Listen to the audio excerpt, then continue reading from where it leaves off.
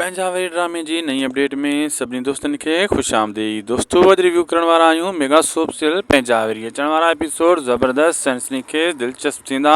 इन में दोस्तों हाणे चाकर खान खे मारण जी कोशिश कई वेंदी, जंहिंमें जाबर रुंडो ऐं हसीना बेगम मिली करे हिकु नई प्लैनिंग ठाहींदा, छो त उनखे ख़बर पइजी वई आहे हाणे तमामु जल्द असां कंहिं न कंहिं मसइले में फासण वारा आहियूं ऐं चाकर असांखे कूड़ो करे विझंदो, पोइ असां हसीका थी वेंदासीं। इन जे करे चाकर खान खे धुप करण जूं फुल तयारियूं थी चुकियूं आहिनि ऐं चाकर खान खे मारण जे लाइ ही नई प्लैनिंग्स वग़ैरह ठाहींदा।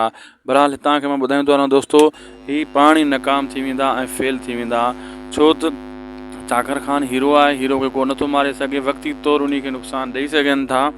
बाक़ी चाकर खान हिननि खे चणा चबराईंदो ऐं हिननि खे कंडनि ते हलाईंदो, बाद में जॾहिं उनखे ख़बर पवंदी वक़्ती तौर ही कामयाबु थी वेंदा। पर जीअं रावल खे 10 ज़हर पियायूं ऐं चाकर खे ईअं 10 ज़हर नथा पियारे सघनि।